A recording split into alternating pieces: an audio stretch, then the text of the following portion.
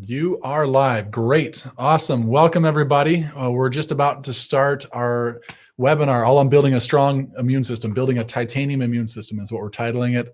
But the idea of you're empowered to take care of you. So I'm going to wait just a little bit as people start jumping on.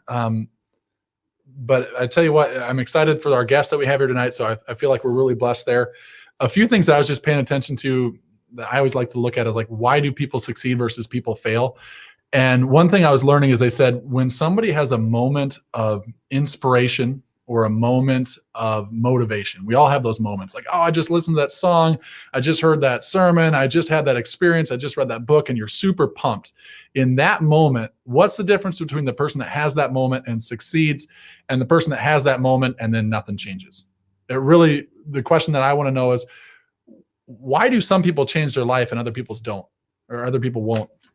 And so the formula that people are talking about, or that they're writing about, is someone will have a moment of inspiration or motivation, and after that moment, they take immediate action. So your speed of implementation is important. So they take immediate action, and then later on, they take massive action when they don't really want to. So a lot of people don't always take the massive action later on, or they just say, I'll do it on Monday. That's great information, Dr. Neal.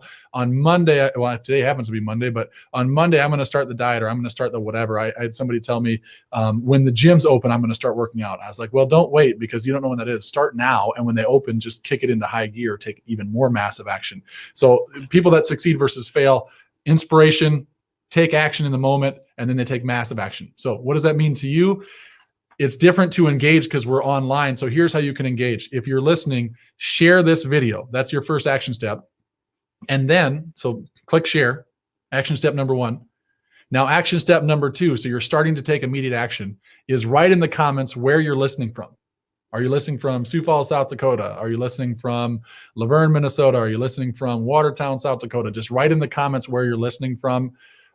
It's just, you're starting to take action. So now when you want to implement something that you hear me talk about or Dr. Jake talk about, now all of a sudden it's simple to do it because you've created the habit. So share the video, and then write in the comments where are you listening from. So with that being said, I want to jump in just a couple things. Tonight is all about building a titanium immune system. I want to begin with the end in mind. I think we should always do that. Where are you trying to get to? Our goal is that we could give you a better understanding of your immune system, give you a better understanding, and bring more peace and direction to how you approach it. So that's the goal. And with that being said, here's a simple question that's not actually that simple. Is your body smart or dumb? Just answer that to yourself. Is your body smart or dumb? I believe it's smart, and I have a lot of reasons to believe it's smart, but some people don't act that way. They act like their body is really dumb, or maybe they wouldn't say dumb, they'd say incompetent. My body's not capable of doing that. Say, my body's failing me. That's not true. Your body is awesome. And if your body wasn't smart, you'd be dead already. So your body's very smart, but what incompetent or fear or dumb, what that can look like is it looks like I'm scared. I'm scared of disease. I'm scared of sickness. I'm scared of what's going on. I have anxiety about my health. I have anxiety about the health of other people, and just living in this rat race of fear and stress. And that's what it can look like if we don't trust our body. But the better we understand, the easier it is to trust and just step in saying, hey, there's understanding, there's faith. Yes, sickness and disease is really there, but I don't have to live in fear because I understand the design. And that's what I just want you to know. The truth is that you're amazing, and you were designed for a time such as this. So all that to say, when it comes to immune function, what helps me to calm down is to say, well, how does my immune system work? Like, how does this really work? Because it can give you motivation to recognize how smart you really are. And so a few things. Number 1, when there's a pathogen, when there's a virus, a bacteria, something that's trying to threaten you, the first thing that happens is your body has to sense that it's there. It has to become aware that it's there. So that could be a cancer cell, bacteria, virus, you name it. So your nervous system is the thing that will become aware and sense that there's a problem. And now your nervous system is going to communicate a response. And so your brain will send messages down the spine, out the nerve, and it will communicate to bone marrow. And here your bone marrow is now going to create immune cells. You have B cells, you have T cells, and they're just infant cells. They're not ready to do much yet, but they're created. And now as these cells need to mature into adult warriors that can protect you, they will move to other areas of the bone. If they do that, they become B cells, and then there's a whole category of B cells, or they can go to an organ called the thymus, and they mature there, they become T cells. and they mature in the thymus. Now you have these adult warrior cells that are designed to protect you, and they go places in the body. So an army base where you can have these warriors and soldiers to protect you is the lymph nodes. They're army bases around your body. The adenoids, the tonsils, the gut-associated lymphoid tissue. These are all areas designed to protect you when disease happens or pathogens happen. And then you have cells that are circulating as well. And so you have this amazing system. And so I was writing it out because I was just trying to think of like what organs protect me. And so I have my nervous system, my bone marrow, thymus, lymph nodes, adenoids, tonsils, gut-associated lymphoid tissue. We all have those things. Well, unless you had your tonsils removed, you have everything else. You all have those things, and they have to work together. For you to stay healthy, they have to work together. So there's a thing called innate intelligence, where there's an inborn intelligence that coordinates all of this so that you can heal and thrive. And so when they were studying, when science is trying to study, well, how does the body regenerate a new cell? How does the body kill a virus? What is that wisdom? What is that intelligence? They didn't feel comfortable using God in the literature to say, oh, it's God that told you to regenerate a new cell. So they used a different word. They called it innate. Inborn. There's God in the body. That's what tells you to grow hair or grow fingernails or to heal and recover, repair. You're this inborn intelligence does that, and that innate intelligence coordinates all of these organs to function at a high level and help you respond. And if we work with that intelligence and with that understanding, we can have great outcomes and very strong immune systems. If we try to outsmart it, or try to avoid it or do a roundabout, what we can get is unintended consequences. So for an example, when I was, as a teenager, I was having issues with acne. And so they told me the only way to treat acne is to do antibiotics. Now I find out that's not the total truth, but that's what I was told as a teenager. So they threw me on antibiotics. Every single day I took an antibiotic, ruining my gut health, ruining my immune system, but my skin looked better. So in the short term, I had an outcome, a result of skin that looked clearer, but it destroyed my sinuses, my digestive organ, like my digestion was just rotten, and it led to a handful of medications. So unintended consequences because we tried to outsmart the body instead of work with skin and detoxification and those types of things. And so we want to be wiser than that when it comes to your immune system and your outcome, because it's designed to be like a symphony. You have all these instruments playing in unison, and you have great music. But when things aren't functioning right, you can have a lot of noise and you can have problems. And so an equation I want to show you is this. What it takes in your body is there's a pathogen plus a susceptible host is what creates disease. So you need a pathogen, which is a virus or bacteria, and then you need a host that it can actually grow on or in to create the disease.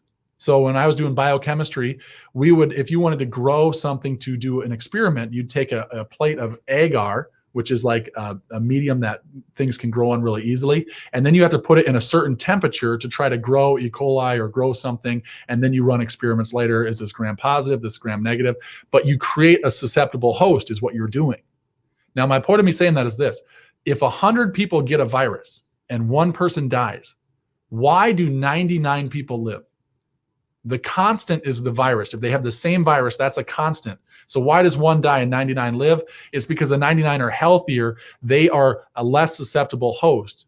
And my point of me saying that is this: you are the host. You're the variable, and you can influence you. That's what I want you to hear. You can influence you. And this is an empowering place to be. We don't hear a lot of this, but you can take care of your body and you can influence your outcomes. You were made well, and your body is made to thrive through a season like this and recover, repair. You were made to do that. So tonight we have a special guest that's going to come in and talk about how can we work with that immune system, how can we work with that innate intelligence, and just give us some clear direction. And so I'm very thankful. Dr. Jake Schmitz is somebody I've known for over 12 years. And he's got an amazing just thirst for knowledge. He consistently wants to learn. He wants to grow and just advance. He's been in practice for over 10 years. He has helped thousands and thousands of patients. He helps them just improve in their health, live a wellness lifestyle. He runs 2 practices. And then a few years back, he had this wild idea that that's not enough. And he decided, now I'm going to go and get my master's in nutrition as well. And so he has a lot of professional accomplishments. He's somebody that we should be listening to. But with that being said, anytime I'm learning from somebody, the question I ask is this: are they living it? Is this somebody that practices what they preach? Because if they just know something but they don't live it, that's not that helpful. And I tell you what, Dr. Jake Schmitz, he lives this well. He's somebody that if you followed him around, if you knew his behind the scenes, he has amazing habits when it comes to his health. And not only just his health, he is an awesome dad. He is a wonderful spouse. He's just a great best friend. He is a phenomenal person. His biggest fault is that he gives to people too much. And he's just constantly trying to give and serve and lead people well. And so I just want you to welcome Dr. Jake Schmitz. I'm going to put him on the screen here. Now, we can't give him a round of applause. Dr. Jake, welcome. You can't give him a round of applause as far as engaging, but if you could give like a thumbs up or a heart emoji or something like that, just to let him know that you're listening and you're thankful he's on, that would be awesome. So Dr. Jake, thank you for being here. That was awesome. Like you know, one thing that you do so wonderfully, Neil, is that you just make people feel good about themselves. It's like I'm just ready to go. Like we can just go home now. Like that just felt, I mean, maybe people want to hear some stuff, but like I feel, I'm sitting here just grinning like, oh gosh, I just feel really good right now. Yeah, I'm really fun. Well, let's remind me to come on next time. We'll do it again. Yeah, we'll replay that part, and you can just you know me, I'm a driver, so we're gonna jump right into this, right? So let's jump right into the immune system. So there's a couple things that we know. Stress affects the immune system. And talk about stress and anxiety when we don't know when quarantines are going to start and what government officials are going to do, what's going to happen with hospitals, you name it. So a question I have for you is this: how does stress affect the immune system? Can you walk us through that?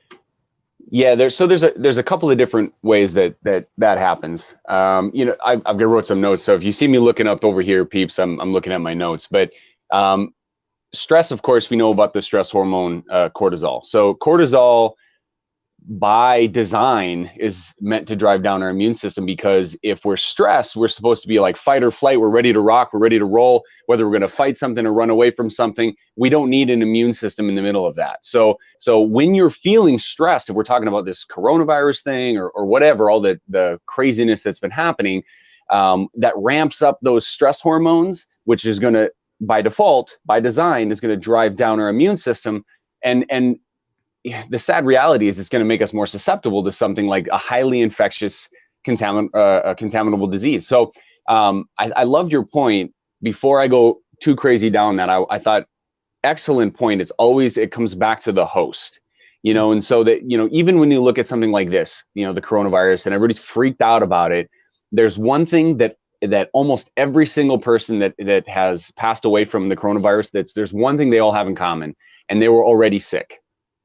Almost every single one of these people had something wrong in their health, whether that was something in their physiology, they had a disease, an underlying disease, they had some comorbidity, something was wrong with them. So when it comes down to your health, first and foremost, when it comes to this coronavirus thing, like, listening to Dr. Neil is extremely important, because you're building healthy habits. You're building the fortress so you can protect yourself from something like this. So you don't have to be living in fear, because again, stress and fear go hand in hand, and neither of them are good for you. So I wanted to start off with that, which is awesome. So thanks for doing this, Neil. This is amazing. But I want to talk about cortisol, and it's driving down your immune system. There's a couple of things that are going to happen in the inflammatory cascade. Now, Neil, if I get too crazy, if I get too like over the top, please just like wave at me and say, so hold on, that's you're going too far.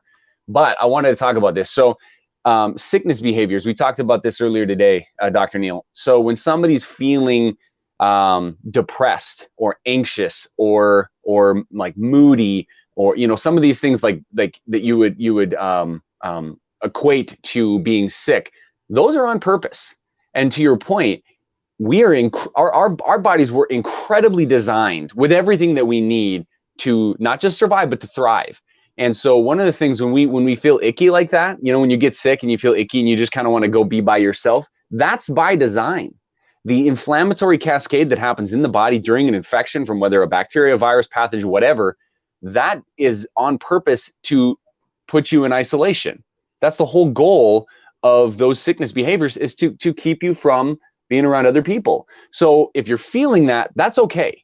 And that's a totally normal response. That's the inflammatory cytokines doing what they're supposed to do in response to an infection.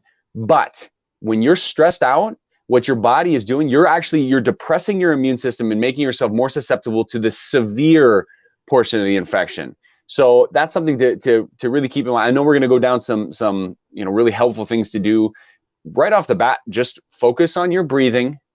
And one of the things I learned in one of the classes I took for my master's was all on just it was like a couple of month course just on breathing and the importance of taking a deep breath, slowing your body down, and the effect that that's going to have on these inflammatory cytokines. So just remember, if you're feeling really worked up and stressed and just tight, take a deep breath.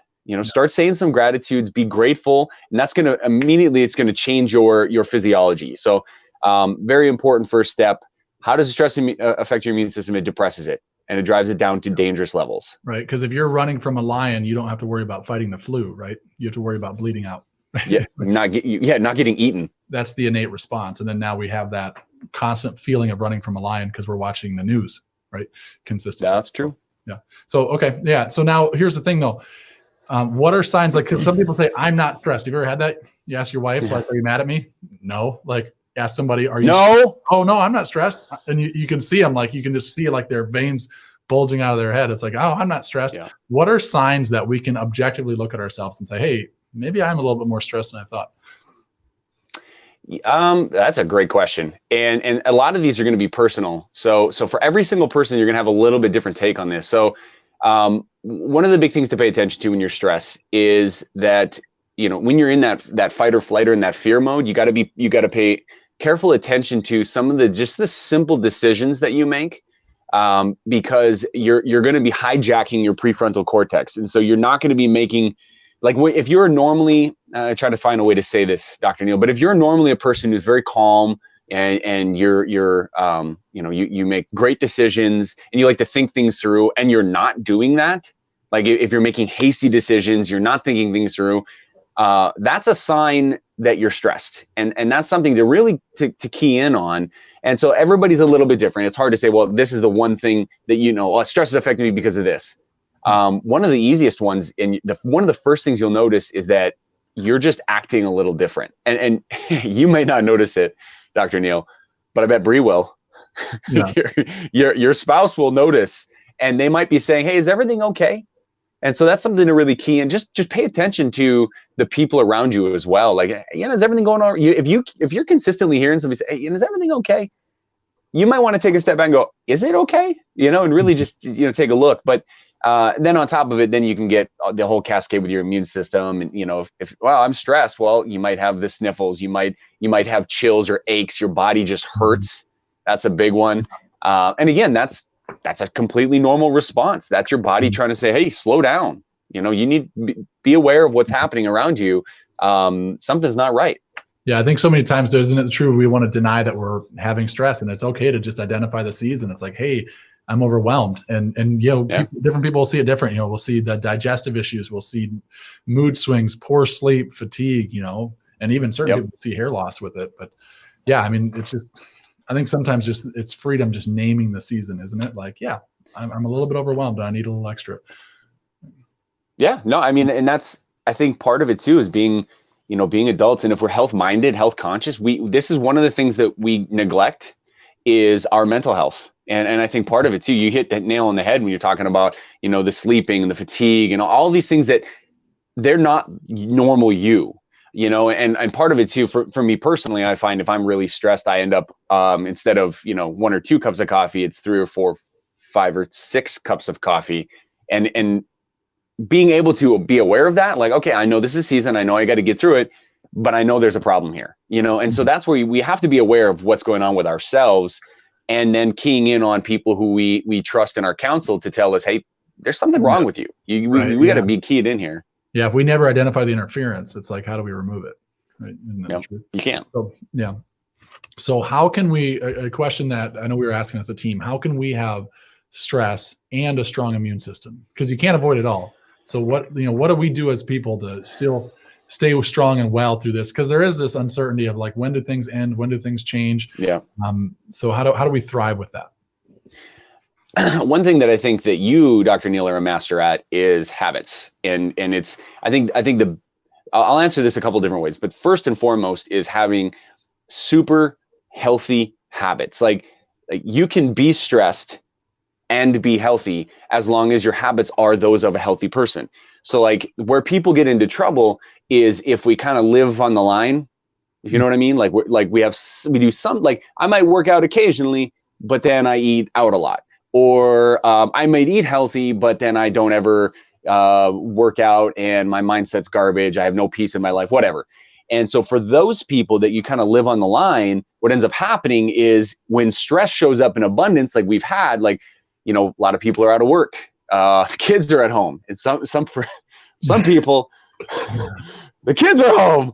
And so what ends up happening because of that is then all of a sudden you get all of those hormone cascades that are happening, and that's going to just suppress that immune system. And now because you've been towing the line, you fall into sickness. Whereas if you're living over here in health and you're doing healthy habits and you make sure you're consistent with your nutrition, you're consistent with getting adjustments to make sure your nerve system functions optimally. If you're consistent with those things and then stress happens, because like you said, you can't avoid it.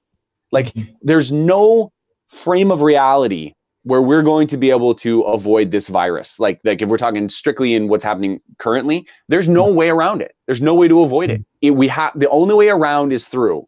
And knowing that, if you've been living consistently, I should say this, if you're starting right now, making much better decisions moving forward, and or you've been living consistently, then you're going to fare much better than somebody who hasn't been. And that's the sad reality, is that whether we call this thing coronavirus or flu, pneumonia, or any other communicable disease, people are going to suffer from it. And it's not because of the disease. It's because of the host, like you said. So it's sad. It's going to happen. It's a reality. But the key is to make sure you have as many healthy habits in place before the stress shows up, because it's a little bit, it's a little bit harder to try to shore up the defense when you're being invaded, if that makes sense. Absolutely. And when we see it too, it's like, well, even if you're in the midst of it, right? I mean, we both see it in practice. You take somebody that's in a storm and they're struggling, and if you can just get them creating those good habits, all of a sudden they create margin. It's like, now I have the margin to handle a little bit more stress, a little bit more unknown, a little bit more unplanned, and they can do well. And so that's just it. It's like we can create margin with our rhythms and our routines, but what we can't do is get away with this lie that like I'm getting away with it. Like it's you're sacrificing tomorrow for today. Yeah, isn't that the truth? Yeah, you've told me that. Like this has sat with me. You told me this years ago. It's like, do something that your future self will thank you for. It's like 5 years from now, where yourself look back and say, "Oh, I'm so thankful for how you live today." Or and maybe like, today is already half over or mostly over. Tomorrow, can we get up and say, okay, let's do things that my future self will thank me for? Even if, like, let's say you did get sick or you did have a situation, your future self would respond better because of the habits you live today. And that sits with me for sure. And it's something too, on top of one more point before you move on, is that, if your goal is to do one more healthy thing tomorrow than you did today, like you're going to be okay. As long as you're consistently trying to move the bar in the right direction, you're going to be okay. Where people struggle is when they allow apathy to set in, or indecision or laziness, whatever you want to call it, where they just don't take care of themselves. Well, you reap what you sow. Yeah. Well, I think one thing I've always appreciated about you is you're honest. You're like, even when you don't want to be, you're honest. And it's like, hey, I just have to be honest and say, I stunk it up. Like I didn't do this thing right. I didn't handle this situation right. I wasn't taking care of myself right in this season of life. And that's allowed you to rebound through a lot of things that would ruin somebody else. And you just have these thriving habits because you've been honest in the seasons where you weren't. And that's something I think we can all take and use, is just, okay, let's be honest. And then let's just, instead of just shaming ourselves from what we didn't appreciate about what we did, let's just move forward and do things that our future self would thank us for. So like when I talk to my kids, do the next right thing, just do the next right thing. Sometimes one of my mentors said that in order to move to where you want to be, sometimes you got to put the mirror up and examine where you are right now. So it gets easy for us to be like, well, I know tomorrow I'll go work out and I'll get that body, but it's like, no, let's look at what do we have to work with right now to form that realistic expectation. Totally. Well, and then, it's funny because if people are listening, they're like, seriously, like, how are we still talking about this? Because we've taught these 5 essentials for so long: mindset, nervous system, nutrition, exercise, toxicity. And the reality is that somebody can be really good They can have the perfect lifestyle and the perfect habits, but if their mindset is garbage, if they allow themselves to talk to themselves like garbage, they can have the worst health. They can have the worst outcomes of somebody else that just, drinks and smokes and does it all wrong, yet they're more chill with stress. And so, and again, nobody's perfect on it overnight, but you do have to pay attention to it. And this is a season where anxiety, depression, and unfortunately even suicide skyrockets. So this is a season where we have to pay attention to that. And just like you said, when our stress elevates, our immune system declines. And that's a natural response, but it's not natural for us to stay in these levels of stress. So we've got to continue to approach that.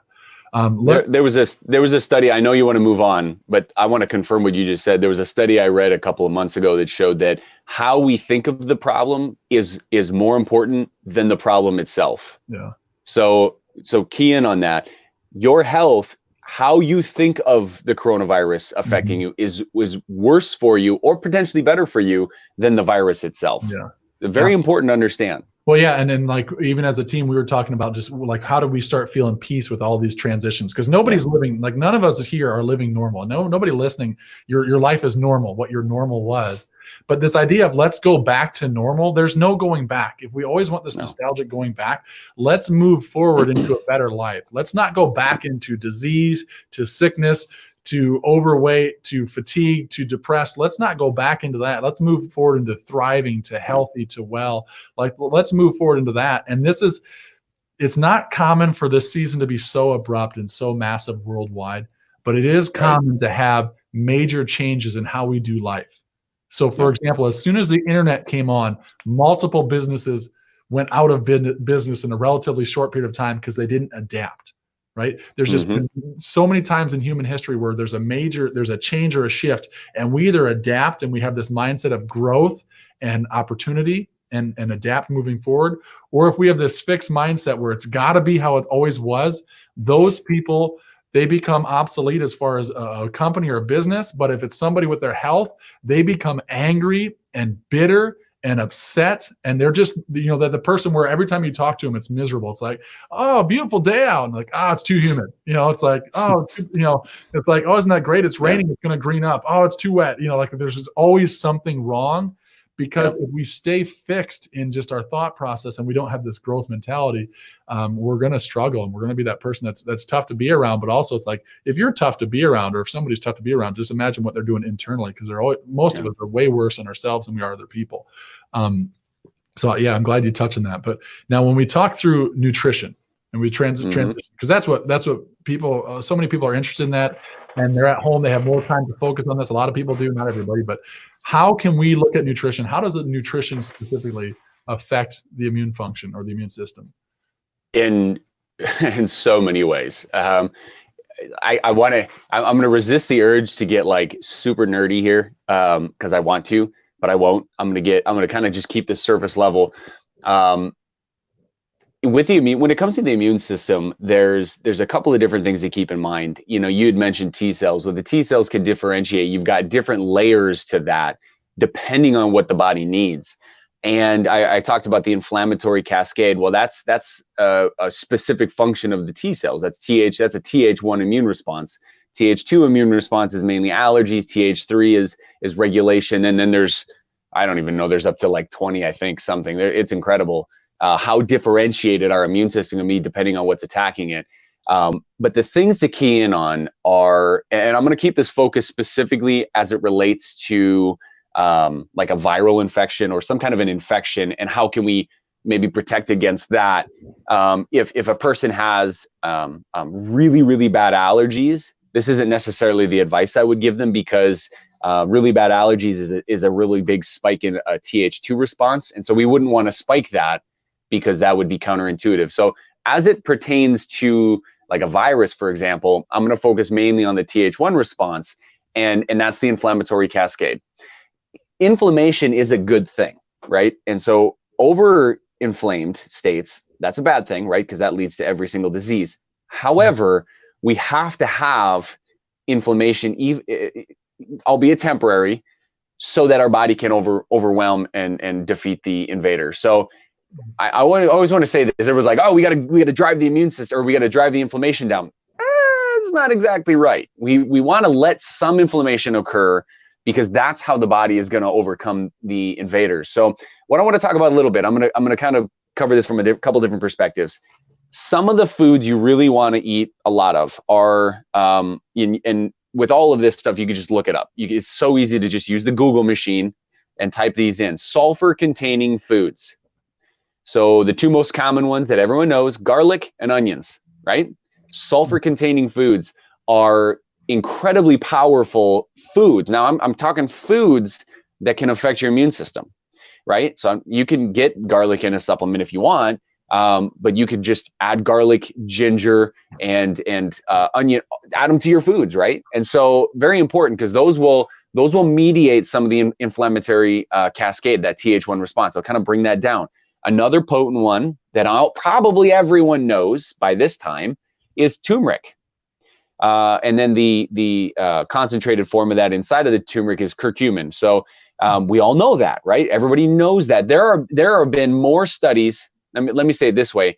The studies with turmeric for inflammation, they've found that turmeric is better at reducing inflammation than anti-inflammatory medication. So I know sometimes people will be like, hey, you know, my headache was so bad I had to take an ibuprofen or whatever. Like I hear it with my patients, Neil. I'm sure you hear it sometimes with your patients, and maybe they don't admit it to you.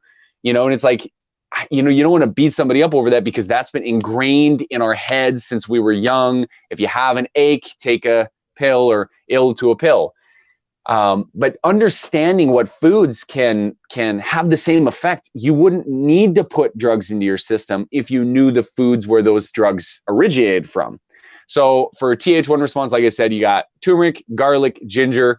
Another really big one that most people don't know, and I think if you look this up, there are so many studies on this, and I would say, and I've said this before, if you want to know what one supplement should I take every single day, like what's the one, like bar none, number one, the one, you're going to be surprised. Dr. Neil, I bet you'll be surprised by this. Most people think I'd say vitamin D. And I'll tell you, vitamin D is important, but it's not the most important. I would make a strong case, and I've got about 50 research studies right here on my desk behind me. Fiber, prebiotics.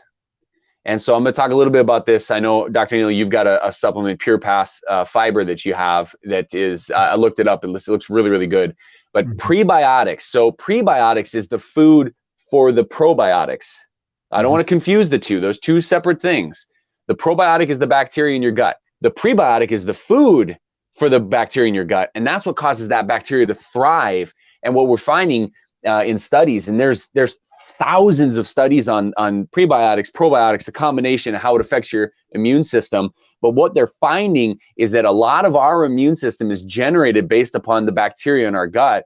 And prebiotics is what helps make a broad, diverse spectrum of those probiotics. So prebiotics are insanely important. And a prebiotic is basically a fiber that is only designed for the good guys. So it doesn't feed any bad guys in your system. It only feeds the good guys. So I don't know. That's Th1. I've got some more I want to share. But Neil, anything you want to jump in and say? No, that's great. I've actually taken notes as you're talking about it. I know. I think Hillary just was uploading, or the team was just uploading it. They're going to put a link in the comments for any of you that, if you're curious, anything that Dr. Jake talks about, they'll put links in comments if you want to look it up. So they just put a link in if you wanted to look at a fiber product, prebiotic product. There actually is one online. We don't carry it in the office, but you can access it. It's a high quality fiber supplement or prebiotic supplement for that very reason. So if you're thinking, hey, this is something I want to use, that's a place to access it. Yeah, so I'm going to just keep going then, because prebiotics, I mean, I can't speak highly enough. Like, I know this is about immune system, and I know prebiotics are good for that. It also helps boost your immune system, helps you lose weight. You know, for kids with allergies or eczema or rashes or any of that, a lot of times a prebiotic fixes it. And it's just amazing, which, you know, that, Dr. Neil, and your patients probably know how important the gut is. But what we're finding, the more research that comes out on this, it's overwhelming the impact that a good prebiotic will have. And a lot of times with my patients, I'm gonna recommend a prebiotic before a probiotic, because I want to make sure that what they have is being nourished, is being fed. That's the Th1 response. I'm going to say one thing about the Th2 response, and in fact, there have been some studies that have kind of referenced the COVID COVID stuff. One of the supplements that I want to talk about is called quercetin, and it's Quercetin, quercetin, and that affects Th2 response. And the difference between Th1 and Th2, I should reference this. When Th1 goes up, let me get my hands on the thing. Th1 goes up, Th2 goes down. Okay, so when Th2 goes up, Th1 has to go down. They're almost never both high or both low. It's a seesaw. They're going to go up and down. So if you're really inflamed, your allergies are going to be great, Th2.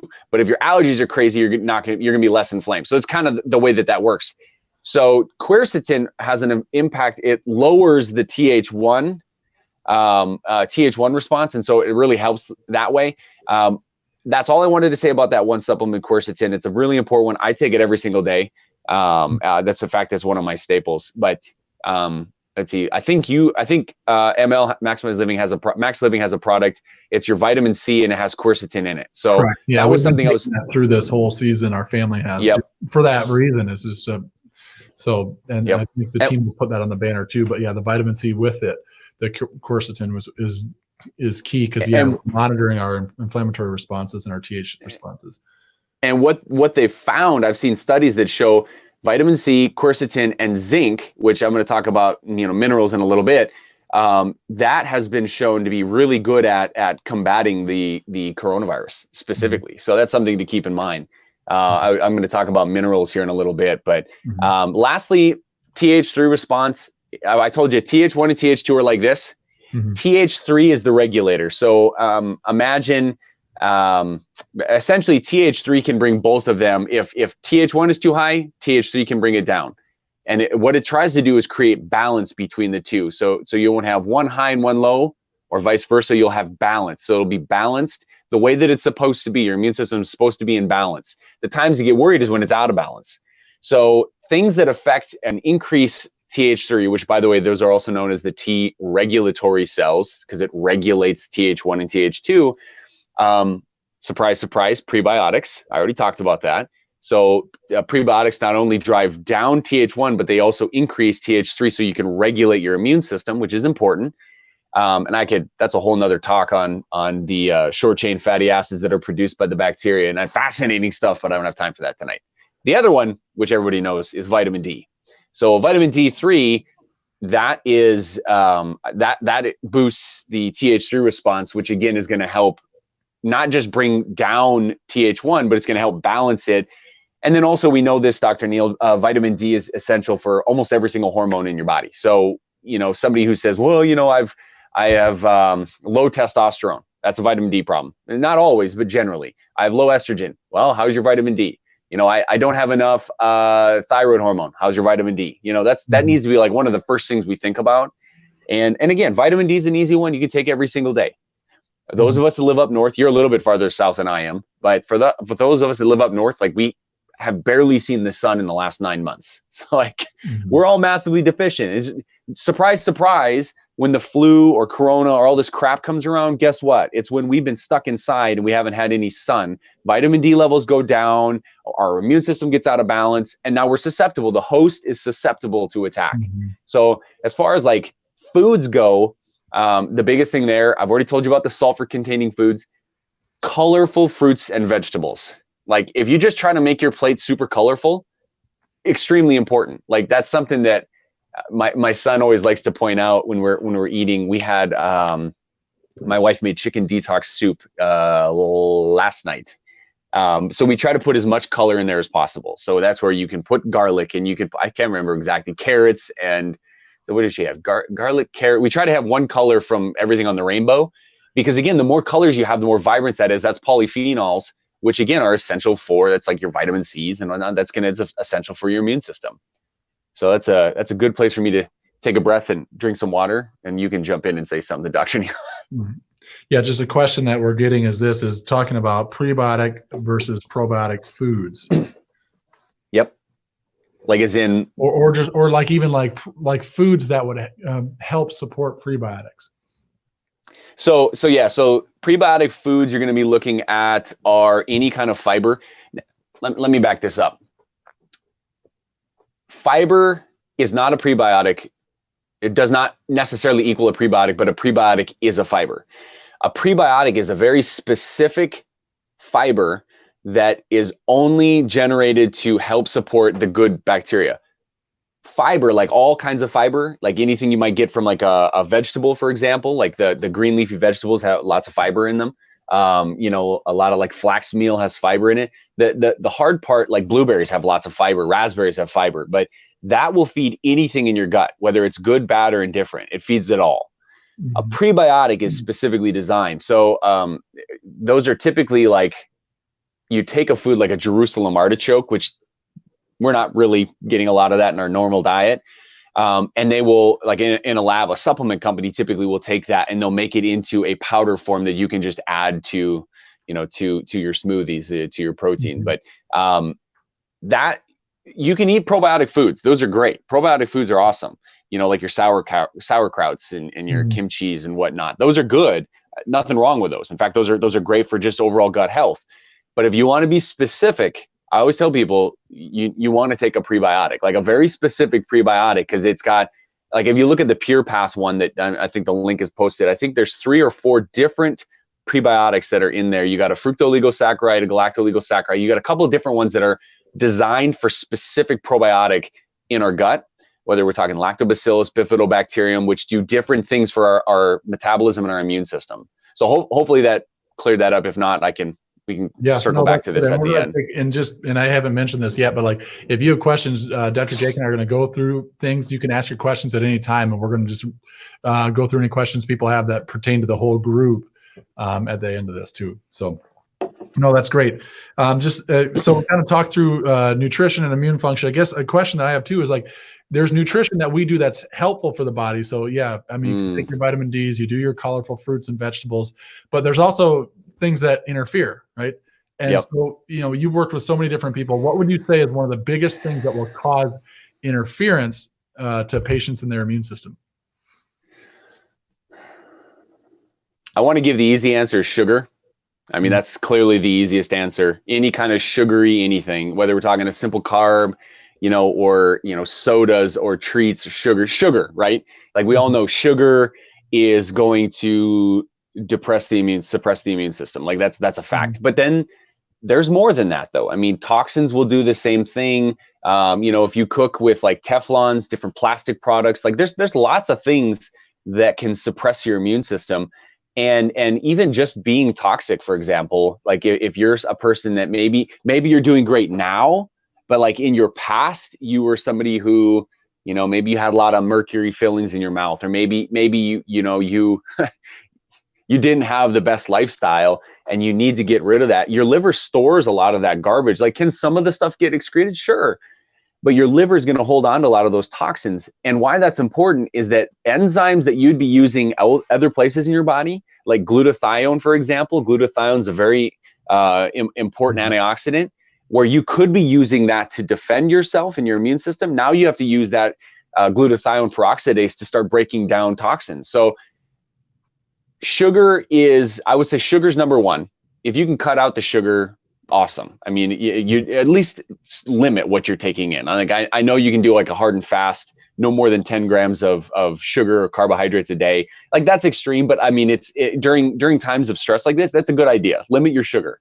But then on top of that, what sugar is going to do, the biggest culprit that I've found, and Dr. Neal, you got to read my thesis paper. So like you got to see intimately fructose and high fructose corn syrup and how detrimental it is on the liver. The liver now has to use up a ton of stored products to, like, all the little enzymes and stuff inside of it has to use those to break that down, which gets converted into cholesterol and fat. And it's awful for the disease process. And so the worst kind of sugar is anything that has sugar in the form of, like, you know, simple carbohydrates, glucose, with fructose, or in the form of high fructose corn syrup. So high fructose corn syrup is about half fructose, half glucose. And what happens because of that is it gets absorbed very fast. Fructose is not supposed to get absorbed very fast. In fact, it's a concentration gradient. So the cells don't absorb it. But And the sports, I'll come back to the immune system. I'll wrap back around here. When we're having high sugary soft drinks, or even just like, hey, you know, I drink this fruit juice, right? It's this fruit juice, and it's like, you know, the vitamin C orange juices that it's like, you know, yeah, it's got 5% real fruits, you know, like that's all sugar.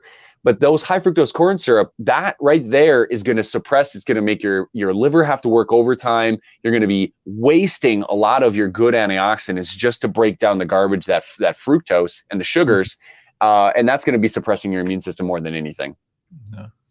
Yeah, I mean, we talk a lot about, like, it's a negative equation. You know, it's like it takes more to get rid of it than if you just never had it in the first place. So when people say like, oh, I had to eat it because there was nothing else there, it's like you would have been so much better off fasting. And then even fasting is so important. Like, and we've talked so much about just the benefits of fasting, and just I mean, I fast 24 hours a week just because of conversations we've had on fasting. And remarkable. I don't do it, like, for anyone that's listening, they want to fast. Like, I don't do it 24 hours, like one day I never eat. I usually do Sunday night to Monday night. I just eat Sunday night and I don't eat till Monday night. And that's a simple routine for me. And some people don't want to go that far. Like, so I don't want to blanket prescribe fasting for everybody, but like, just huge benefit to your health and your gut health and your immune system. And, you know, like you're talking about, like, your things you're saying, well, this is getting away from the immune system, but in reality, it's a healthy body has a healthy immune system. So if if what you're sharing allows us to have a healthier body, in effect, it's going to have help on our immune system.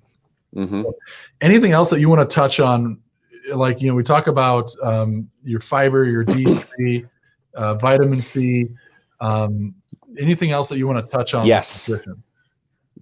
So there's a couple of things that I wanted to touch on. I'm staring at my notes here, looking at neurotransmitters, and there's a couple of different things. So like I said, flag me down if I just keep talking, because I get so geeked up about this stuff. It's so remarkable how the body was created. So dopamine and serotonin are feel-good hormones, generally speaking. You know, serotonin, we feel good. Dopamine is accomplishment, right?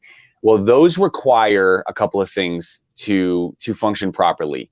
And why this is important in times of stress. We've been talking about stress, especially stress and infection, because infection is a stress. So if you have an infection in your body, that's a stress, right? That's a stress. So you're going to have a stress response. You're going to have cortisol. You're going to have these hormones, right? Well, what happens is dopamine, serotonin, what you'll notice a lot of times, people will get to a point when they're really stressed, they don't sleep. That wasn't an accident. So serotonin has to get converted. So when you have serotonin, you get one extra conversion, it turns into melatonin, and that's what helps us sleep.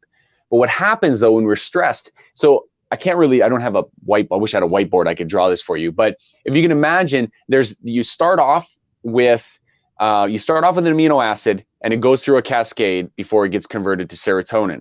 But if you back up about 3 steps, if there's stress, you have an enzyme. It's called a MAOA. So it's a monoamine oxidase A, and that will go, okay, so instead of going to serotonin and then to melatonin for sleep, that goes, whoop, we're going to go over here, and it's going to go to an inflammatory neurotransmitter. And that one is kynurenate. I was just gonna say it left me and then came back. Kynurenate, you'll never need to hear that word again. Fascinating what you can find on this stuff and what it's related to. Why this is important: in times of stress, your body is stealing some of that potential serotonin and melatonin to be converted into kynurenate. Likewise, dopamine, which is started off as an amino acid, which I'll tell you how to fix this in a second. Dopamine gets converted. The same enzyme, MAOA, will steal that dopamine. So instead of going to dopamine, it goes to another inflammatory neurotransmitter. I think that one's quinolinate, if I remember correctly, or picolinate, one or the other.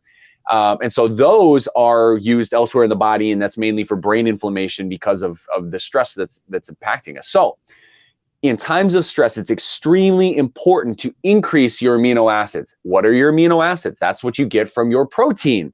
So Dr. Neal, you've got the whey protein, which I'm sure you'll get a link to that. Protein is essential for amino acids because the amino acids, tyrosine and tryptophan especially, are the ones that are going to go to producing more serotonin, more melatonin, and then more dopamine as well. So you get the neurotransmitters, your hormones. There's nothing worse than when you're sick and then you feel crappy because of it. You're depressed, you're anxious, you got all this stuff the protein, the whey protein is going to really help. And by the way, whey protein is the most absorbable form of protein.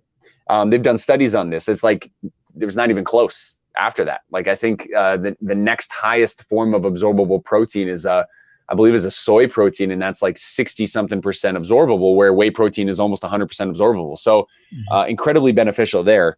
I wanted to mention one other thing as well, because I know you've got this really awesome, I looked it up, Dr. Neal, earlier today. Yeah. In my free time, I looked it up. It's called Daily Essentials, and it's like a 5-in-1 supplement. And I looked it up. One of the things that's incredibly important that gets overlooked is minerals. And specifically, when we're talking minerals, we're talking about copper, iron, manganese, molybdenum. There's a lot of these selenium. There's lots of these different minerals, and these minerals are essential for enzyme use. And so, if you remember, I said you got this, amino acid tryptophan, right? And you want to convert the tryptophan into melatonin. Well, every step along the way, not only does it require an enzyme to break that down into the next step, but it also requires a mineral. And so magnesium, for example, which I know is magnesium is in that Daily Essentials. Magnesium has 300 known reactions, which how many unknown reactions are there? Because we know how infinitely complex the body is. 300 known reactions. And first and foremost, energy production. We've got, so inside the mitochondria, you cannot make energy without magnesium, right? Detox, your glutathione that I talked about earlier, it can't go from your liver to other places without magnesium. It's like the carrier molecule, right? Selenium is super important for antioxidant production. I already talked about manganese is for superoxide dismutase, which is another enzyme. I'm getting geeked up a little bit here. I just thought I'd let you know that these minerals are incredibly important in the body, and they so often get overlooked. And so I know your Daily Essentials has B vitamins, which are essential for energy and for your immune function and your hormone production. The multivitamin, which has got the minerals and the vitamins, omegas, D3, magnesium. A lot of the stuff we talked about is in that. That's why it's such a great product. Yeah, I mean, you're getting multiple supplements for almost nothing, which is, I mean, relative to what you're getting, it's pretty amazing. Yeah. And that's something maybe I don't spend as much time talking about normally with our patients, is just the benefit of a really absorbable solid multivitamin. And the Daily Essentials has that multivitamin with the B vitamins, like we talked about, omega, D3, magnesium. So it's just, it's basically, like they said, a daily essential. It's these essential nutrients that your body can use to stay well and thrive. And so the team's going to put a link into the comments there. If you want to get that, you can order that. That's probably the best way to access it, is to order that at this time. But yeah, that's good. Thanks. There's a couple. I was gonna say there's a couple other things if you want. Are you any other questions, or do you want me to move on? I was just gonna talk about some other. We have here is this thoughts on a juicing fast. What are your thoughts on a juicing fast? Ooh, because we were talking greens greens are incredible. I would say any kind of like juice fast, greens fast, any kind of fast. Like if you want to do a water fast, I'm all for it. I'm 100% on board with that. Like if you take and if we're talking like juicing in terms of like you have a juicer and like you put the vegetables into the juicer, like it's a lot of work. I shouldn't say that. It's different work, and it can seem cumbersome if you're not used to it, and even myself included. But juicing fast, that you're going to absorb. Let me say it this way: when you blend food, you can unlock a certain amount of enzymes, a certain amount of nutrients. When you juice, you can unlock a different set of enzymes and nutrients. And by juicing, you're removing all barriers for absorption. That's what makes juice, like a juice fast, is so great, because you just removed all barriers for absorption. So you're going to give yourself high quality nutrients that are going to just get absorbed pretty much straight away. Yeah. And if you do that, I would say if you're going to do a juice fast, like I would start off. This is my experience. Most I've done, I did a 5.5 day water fast. That was, I understand why in the Bible they say you fast and pray. Like I get that now. Like I understand why, Jesus said that. But the big thing is I would start off with 1 day, do 1 day with, hey, I got my stuff, I juiced, I'm going to do 1 day straight, and then just see how you feel. And you're going to drink plenty of juice, plenty of water, and see how you feel. It might be challenging the first couple of times you do it, but I promise once you create a habit of it and a routine, like Dr. Neal, I know you can speak to this. Once you do it, like you just feel energized with it. And a lot of times less is more. And so when you can just kind of remove some of the clutter of the day and you remove some of that, just the food that's been stored up inside of you, like your body just feels better. Absolutely. No, that's good. And then the other thing, like, we just got to be cautious of anybody that's listening. If you don't fast often, start slow. If you don't feel great, then pull back and eat. Make sure that you're talking with myself. Like, if you're a patient of ours, talk with me through the process if you're not feeling great. Because some people just don't handle fast very well, so they got to start slow and do less. And some people, if you're diabetic, right? Yeah, diabetic, you got to really pay attention to your blood sugar. I mean, this is if you're in a normal, healthy population, generally speaking, there shouldn't be any issues. Just pay attention. Don't if you get dizzy or lightheaded. But if you have some of those other things like Dr. Neal's talking about, that's great. Great catch, Dr. Neal. Just be super smart with it. Yeah. But I mean, it's awesome. It's great for your health. And one more question. We're going to switch topics if that's okay. Thoughts on immune response and shingles outbreaks? There's a reason why shingles outbreaks occur around stress and why they occur around super stressful situations. It's not the virus.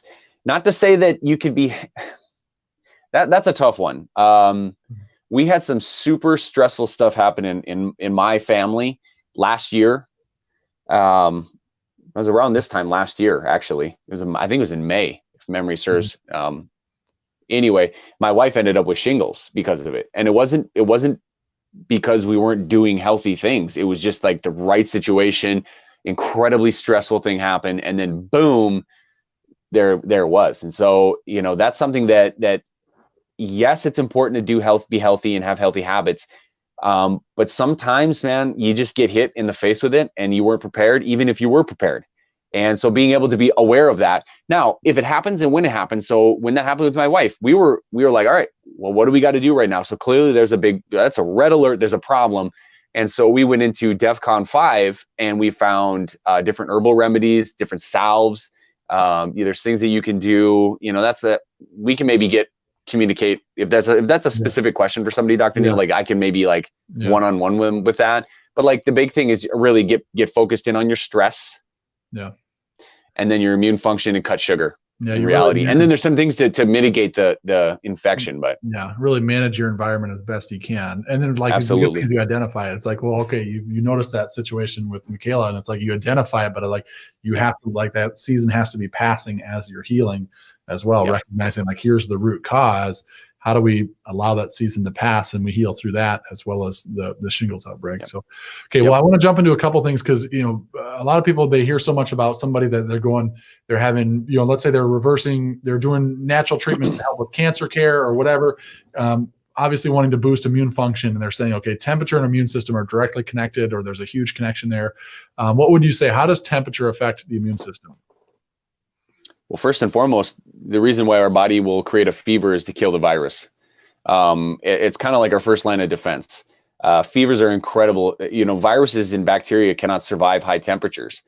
So first and foremost, if we think about it this perspective, okay, so if a fever kills a foreign invader, that means high temperature will kill a foreign invader. So there's ways that we can, through the principle called hormesis. So hormesis is the principle where you put yourself in a stressful position on purpose. It's kind of like a positive stress. It doesn't always feel positive, but it's a positive specific stressor to induce a change in the body. So a sauna, for example, is a hormetic stressor because you're going to put yourself in a really hot environment and you're going to try to drive the temperature up inside your body. Your body releases these things called heat shock proteins and I like to think of it because I'm in shock because I have so much heat. But those will go and specifically act on your DNA to do different things based upon if we need to boost the immune system, antioxidants, recovery, repair, detox, and those. So there's I think I want to say there's somewhere in the neighborhood of 70 different heat shock proteins that they've identified, and each one does something slightly different. So temperature is very important. And conversely, cold showers. So if ramping it up is going to really be helpful, bringing it down and lowering the temperature is equally as beneficial for the opposite reason, not necessarily because it's going to drive, to be sick, But again, it's going to force your body to respond, and that flux, that change is going to be incredibly good for your metabolism. And anytime your metabolism gets boosted, everything gets boosted in your body. So that's a really important thing. The other thing I was going to say is exercise. Like if you were like, well, how can I boost the temperature? Well, you do a burst training session with Dr. Neil. I promise your core temperature is going to go up. And again, that's so exercise is a hormetic stressor, because it raises your temperature, but it also starts working on muscle tissue to break down the muscle tissue so that you can, repair that and get stronger. So very, very important concept right there. It's just temperature in general can be used in our benefit. We just got to pay attention to it. So like if you're in the shower and you're like, maybe I don't have a sauna, but like you can do as hot as you can stand, like get that as hot as you can possibly stand without burning yourself, clearly, and then crank that sucker down and then scream because it gets really cold, and then go back up and then go back down. Like you can kind of do that and fluctuate that. And that takes minutes in your shower. Yeah, a lot of courage and then a few minutes, right? Yeah. Don't do it early in the morning. I've done it in the morning where I have to stifle my scream so I don't wake everybody up. Yeah, that'll wake you up real fast. Oh, that's awesome. Now, if any of you guys have questions, we'll take just a few questions here before we close up with Dr. Jake. So if you have questions, put them in the comment section below. The team's been adding some different links to some of these essentials, and they're just really simple. You pull up the link if you want to order anything online. That's a great way to do it. Again, we just want to, let's not worry about going backwards as much as going forward. Let's move towards the life of your dreams and the life that really you're designed for. Two announcements that I want to make. One is on May 18th, I'm going to be doing an online webinar all on heart health. So we want to just make more access so that you can continue to learn as you're here. So May 18th, we're going to do an event all on online webinar similar to this, all on heart health. And then it's just really taking responsibility. The other announcement is this: if you're on and you're listening, one of the great ways that you can encourage people that have just never experienced inspired chiropractic is just to rate our website and then make a comment. Like, let's say you're going to give it like a 5 out of 5 stars. That's what I would give it. I mean, you can give it whatever you want. But let's say I'm going to give it a 5 out of 5 stars. But if I rate it and then put like 1 or 2 sentences of just my personal experience, like 5 out of 5, because I think the team is so helpful and they've done this for me in a way that I haven't seen before, or they encourage me this way. Like we bring in different doctors in a way that no other clinic I've ever been a part of has helped. Or, we have so much of that with our patients where they say, yeah, I've been under chiropractic care, but they were just treating pain when I was really miserable, but they weren't being proactive and protecting my long-term health. And so that's, those are just common things that I might hear from somebody. So just whatever your personal experience is, 1 or 2 sentences, because when people read that, that means a lot to them to say, oh my gosh, like we can all relate to that. So if you could do that, that would be a huge action step for us. And then your action step is taking what we learned and then just figuring out, okay, what stands out to me, what applies to me, and how do I do the next right thing? How do I make my body a host that's not susceptible and do things for my body that would allow me to, thank myself in the future? Like, again, will your future self, will they thank you for what you're doing currently? I got a couple of questions coming in here.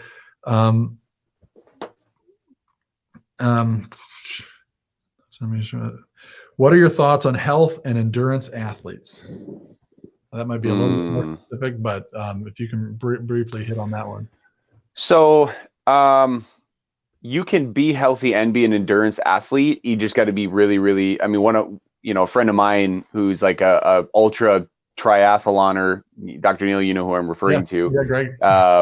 Yeah, he's a beast, and it's like, like you can do that, but a lot of times what do we picture when we think about like endurance people is we picture super skinny, emaciated, like they just don't look good. So I think part of it is having good, healthy habits, making sure you eat well, eat healthy, focusing on, you can have endurance and strength. I think that's a key, is paying attention to how much protein you get in a day. One of the big things that a lot of times endurance athletes don't understand is that unless you're a professional, you do need, if you're an endurance athlete, you need carbs. You absolutely have to have carbs. So like everyone else listening, you don't do what I just said. But if you're an endurance athlete, you need a mixture of carbs and proteins and even some small amounts of fats. Your diet will look a little bit different than the average person. But you could absolutely be healthy and be an endurance athlete. You just got to pay attention to it. And if you're focused on endurance training and marathoners and whatnot, or triathlete, like, you also are probably enough of a focused individual to be able to focus on being healthy as well. So, I mean, I wouldn't, they're not mutually exclusive. They can be, but I would just say, if you're on this webinar, you're paying close enough attention. You can ask Dr. Neal, you're going to do more right things. I wouldn't necessarily worry about you, that person. Yeah. Anything else you want to add? I mean, we'll close up here, but anything else you want to share with people that are listening, or say to everybody that's listening? The biggest thing, if the focus is on titanium immune system, it's something that I know that Dr. Neal, you talk about an awful lot. And it's one thing I don't want to, I'd be remiss if we don't talk about this at least a little bit, is the fact that your nervous system governs and controls every single function in your body. So getting adjusted is vitally important. So for your patients who are like, I'm not so sure, should I be going to get adjusted? Yes, absolutely. Like, you need to be getting adjusted during times like this. This is, I know you get this, Dr. Neal. I've heard it myself. Like, oh, I was sick, so I didn't think to come in. It's like, what? Like that's when you need to be adjusted, even if it requires like a phone call or a at-home visit or something. Like, you desperately need to be getting adjusted. Don't sacrifice your spine and your nerve system right now. This is not the time to skimp on that. So I think that the biggest thing there is that we're talking about, we can't talk about the immune system and not talk about the nerve system and the spine. Like, getting an amazing atlas adjustment, that C1, that top vertebrae in your neck, removing the interference there allows your brain stem to send signals to every single area in your body. So it's vitally important. So I guess that's, if I'm going to leave it anywhere, we're going to land this plane. Yeah, all this other stuff is great. But if the innate inborn intelligence inside of you that you talked about at the beginning of this, if that isn't functioning optimally, like, your body cannot internalize all of those other good habits that you're doing. So it's kind of the thing that cohesively brings everything else together. Yeah. It's interesting. I remember when I was at my worst on, 7 different medications, and I was a elite athlete, and eating, my nutrition was charted on a computer where I couldn't do any better. Like, I would change my meals based on what I needed as far as like nutrient content, and yet I was getting sicker. And what stuck out to me, living that experience, and then now, being under corrective care chiropractic and getting off of 7 medications in 3.5 months, and just seeing that change, it was just phenomenal. But living that experience, and I remember hearing a speaker, and she said, you can eat well and exercise, but if I cut the nerve to your heart and you're eating healthy, what happens to you? And I was just like, well, duh, like, your heart doesn't work, you're dead. If you exercise, if you eat well and cut the nerve to your heart, it's over. If you exercise and cut the nerve of your heart, it's over. And her point is she said, well, because those things contribute to good health. And so we're talking about all of these things that contribute to it. But she said your nervous system is what controls those cells and tissues. And I was just like, boom. No wonder why I was doing all of those things and declining. And then I add in a healthy nervous system with those habits, and boom, it turned around like that. So obviously, like, it's all encompassed. Like, we want to be a healthy all around, but a healthy body leads to a healthy immune system. And that's really what it comes down to more than anything. Those of you that are listening, like, take care of yourself. The best defense you have in this season is to take care of yourself and do healthy things. And the best way you can love yourself and your community members and the people around you is being well and being healthy. That's the best way that you can show support in this season, is take care of yourself and encourage others to do the same. Just continue to encourage one another to be healthy. The next right thing. So, all right. Well, I appreciate all of you guys for listening. We're going to end the broadcast here. If you have any specific questions for me or Dr. Jake, get a hold of us in the clinic. Or if there's questions that came up for you personally, and you're a patient of ours, contact me or touch base with me, and we'll set some up and we can talk through what your questions might be. So thank you, Jake, for being on. I appreciate your time and your willingness to share. Thanks for having me on. I loved it. You could tell I'm in my zone. I love it. All right. Thank you, brother. Okay. Good night, everybody.